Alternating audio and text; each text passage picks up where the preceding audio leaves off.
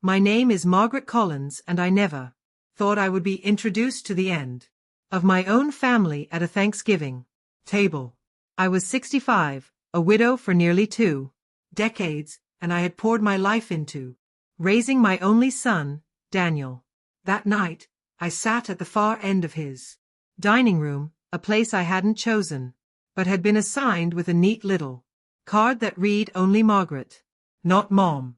Not Grandma, just my name in a stiff font, the kind you'd see at a corporate conference, not at a holiday table where love was supposed to matter. The candle light flickered across polished china, cinnamon sticks tied with twine, and the careful decorations. Rebecca, my daughter-in-law, loved to show off. Had brought my own stuffing, baked the way Daniel used to beg for when he was a boy, but no one touched it. Instead, Rebecca's voice filled the air like she owned the season itself. Then Daniel raised his glass. His tone was flat, rehearsed. Nothing like the boy who once cried when I left him at preschool. We took a vote, he said, eyes fixed on. You're not part of this family anymore, Mom. The words hit harder than any slap. For a moment, I thought it was a cruel joke, some bitter attempt at humor, but Rebecca didn't flinch. Smiled, swirling her wine as if it had been her idea all along. Around the table, silence settled like dust. Even little Ethan, my 9-year-old grandson, lowered his gaze to the cranberry sauce and didn't speak. I felt the heat rise in my cheeks. My fork hovered above the plate, the stuffing still untouched, as if the food itself had been cast aside. With me, my chest tightened, not from anger alone, but from something sharper. Betrayal threaded with disbelief. Didn't shout. I didn't argue. Instead, I folded my napkin carefully across my lap, the way I'd been taught as a girl, as if discipline could shield me. Yet, in that moment, I understood what had been set in motion long before this dinner. They hadn't just served me food, they had served me exile. And I sat there, realizing my place at this table had never been meant for belonging. The week before Thanksgiving, I stopped by Daniel and Rebecca's house with a loaf of pumpkin bread still warm from the oven. Ethan loved it, and I thought Rebecca might appreciate the gesture. The door code hadn't changed, so when Daniel texted that he was at work, but I should go ahead, Rebecca's home, I let myself in, just as I had dozens of times before. The air inside was too quiet, the kind of stillness that makes you pause in the doorway. That's when I noticed them, a pair of unfamiliar leather dress shoes neatly placed beside Daniel's sneakers. They weren't the kind of shoes a man forgets after a visit. Polished, deliberate, with an owner who wanted to be noticed. I stood frozen for a breath too long. Then came the sound of hurried footsteps in the hallway. Rebecca appeared first, her blouse slightly untucked, her hair falling loose from its usual perfect bun. Behind her came a man I didn't recognize, taller than Daniel, collar misaligned, shirt wrinkled in a way that told its own story. His eyes barely met mine before flicking away. "Oh," Rebecca said, too brightly. "You're early. This is an old friend just helping with some things for the holiday." She smiled, brittle, already rehearsed. The man nodded, without words, and disappeared back down the hall. I didn't ask his name, didn't demand an explanation. Instead, I placed the pumpkin bread on the counter and said softly, "No worries." I didn't mean to interrupt. My voice carried the calm of someone who had lived long enough to know when silence could say more than shouting ever would. Rebecca offered tea, overcompensating with pleasantries, but I declined. I told her I had errands, let her walk me to the door, and drove off without looking back. I told no one, not Daniel, not Ethan. I carried the moment like a stone in my pocket, heavy, but hidden. I convinced myself I was protecting them. Yet sitting at that Thanksgiving table days later, the memory pressed harder, whispering that silence had its limits. Back at the Thanksgiving table, I realized the signs had been waiting for me all along. The little details whispered louder than the words. My chair had been placed at the far end, pressed against the swinging kitchen door. Every few minutes, a cousin brushed past me carrying dirty dishes. Once the door nearly clipped my shoulder. Beside me, a stainless steel trash bin hissed each time someone pressed its pedal. It was as if they wanted me to feel disposable. Rebecca's voice carried from the head of the table, smooth and commanding. Directed the carving of the turkey, commented on the wine, and filled every pause as though the evening belonged solely to her. Daniel nodded at her cues, silent but complicit. When I complimented the glaze on the turkey, he didn't look at me. Instead, he said, "Rebecca does it all. She keeps this family together." His words sliced deeper than the carving knife in his hand. My stuffing sat untouched. The dish I had wrapped carefully in a towel to keep warm. Rebecca took a bite, chewed once, then said with a smile that cut sharper than any insult, "It's a bit sturdy, isn't it? You could build a house with that texture." A ripple of laughter followed, not cruel enough to be obvious, but enough to remind me I had become the punchline. Even Ethan wasn't seated near me.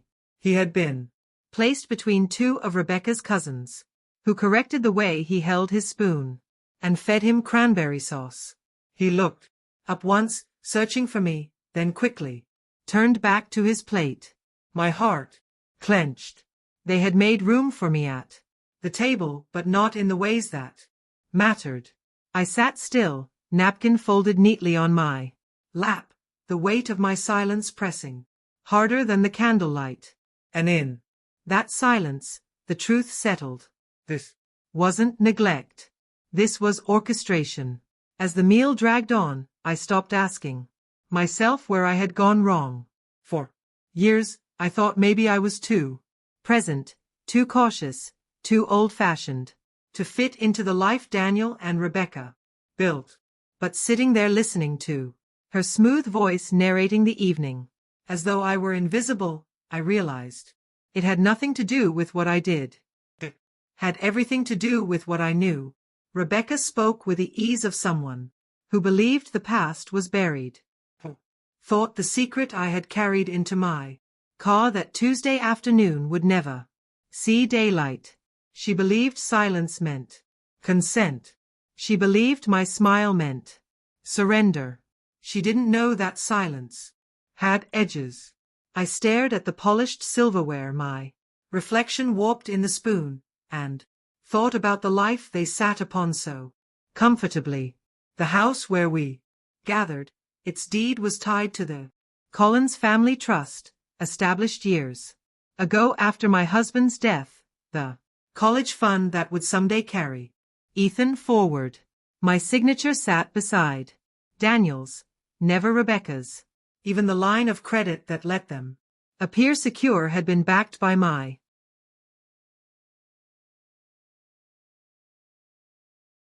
history, my name, my sacrifices. They thought kindness was weakness. They thought I had given without memory. They forgot that my entire career as a probate mediator had taught me the power of paper trails and signatures, the way documents could outlast feelings. I had copies of every form, every deed, every notarized letter filed and sealed. As Rebecca lifted her glass again and announced, "We've got everything handled now," I felt the weight shift inside me. They wanted peace, but only the kind that excluded me. They had erased me from the center of the table, but they hadn't erased me from the foundation beneath it. I lowered my gaze to my plate. The food still untouched. My silence was no longer surrender. It was preparation. And for the first time that evening, I felt something other than grief. I felt resolve. When dessert was served, I pushed my chair back and folded my napkin with deliberate care. Rebecca was too busy chatting with her cousin to notice. Daniel asked absently, "No coffee, Mom?" but didn't wait for my answer. No one followed me to the door. No hug from Ethan, no goodbye, just the hum of voices continuing without me as if I had never been there. Outside, the night was sharp and cold. My breath clouded the air as I walked to my car. For a moment, I sat in the driver's seat, hands gripping the wheel, feeling the truth settle like frost on glass. They had voted me out, erased me with a smile and a slice of pumpkin pie, but the eraser was not complete. Not yet. When I returned home, I didn't cry or pace the hallway. I went straight to my study, a room I rarely entered anymore. The desk drawer slid open with a creak, and there it was, the folder I hadn't touched in months. Inside lay the foundation of their lives, copies of the property deed, co-signed loan agreements, authorization letters, notarized trust documents, even emergency revocation forms already drafted, waiting for nothing more than a signature and a date. I sat down, the lamp casting a golden circle over the papers. My pen hovered above the page. It wasn't doubt that stalled me. It was finality. This wasn't just about money or property. It was about what you do when your own son tells you you no longer belong. I leaned back, closed my eyes, and whispered aloud to the empty room, "It's time." The next morning, I called Richard, the attorney who had guided me through my husband's estate. He didn't ask for context. He knew me well enough to hear what my voice carried. "We'll begin immediately," he said.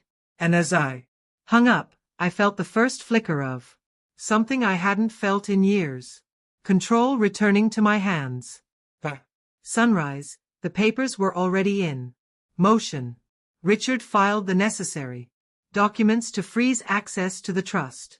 A quiet ripple that would soon feel like a wave inside Daniel and Rebecca's carefully curated life. It was a step I had prepared for years without fully admitting it. And now it was unfolding with the precision of clockwork. That evening, as I sat in my kitchen, sipping tea, I opened the old photo, tucked into my phone, the one I had snapped in Rebecca's hallway without meaning to, my hand trembling as I balanced the pumpkin bread in the other. Her blouse was untucked, her lipstick smudged, and behind her stood that man. His face turned just enough to capture the outline of his jaw, the unfamiliar shoes by the door sealing the picture. Proof, not suspicion. Proof. At exactly 6:05 p.m., I attached the photo to a message and sent it directly to Daniel.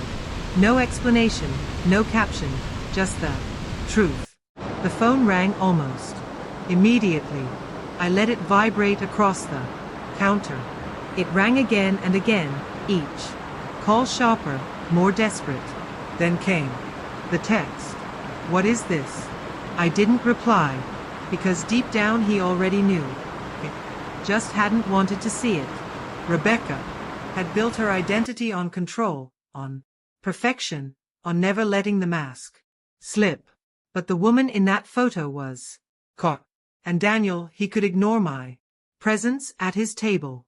He could dismiss my words, but he could not dismiss this.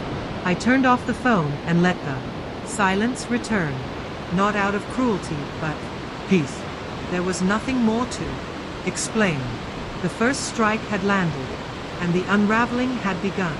By morning, Richard confirmed the freeze was complete. Rebecca's cards would start to decline, their credit line locked. I folded the message in my mind, like a sealed envelope, and waited. The Storm was only beginning. It didn't take long for the cracks to show. By the end of the week, Rebecca's carefully polished world began to stumble. Boutique downtown, her card was declined. She tried another, and that one failed too. I imagined her painted smile faltering in front of the cashier, her voice tightening as she insisted, "There must be a mistake." There wasn't. The freeze had spoken louder than I ever could. The car was next, a gleaming SUV. She drove to Pilates classes and charity luncheons. I had co-signed that lease years ago when Daniel's credit couldn't hold the weight. Rebecca must have forgotten, or perhaps she never cared to know that my name still sat on the paperwork.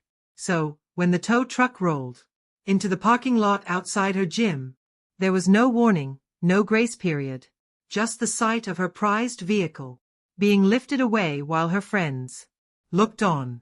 Daniel texted me 2 nights later. "You blindsided me." I stared at the message for a long time, then placed the phone face down. The word echoed in my mind. Blindsided.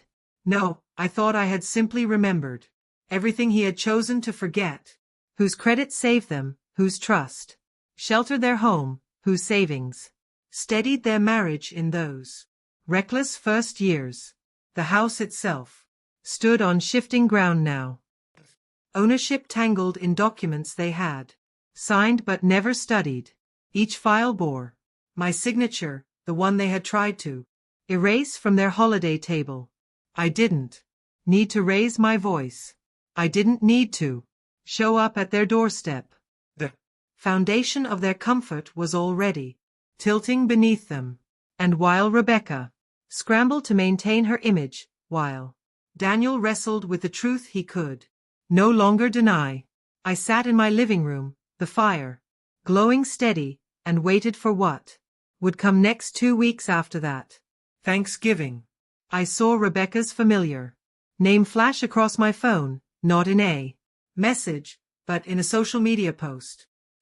Had uploaded another carefully staged photo.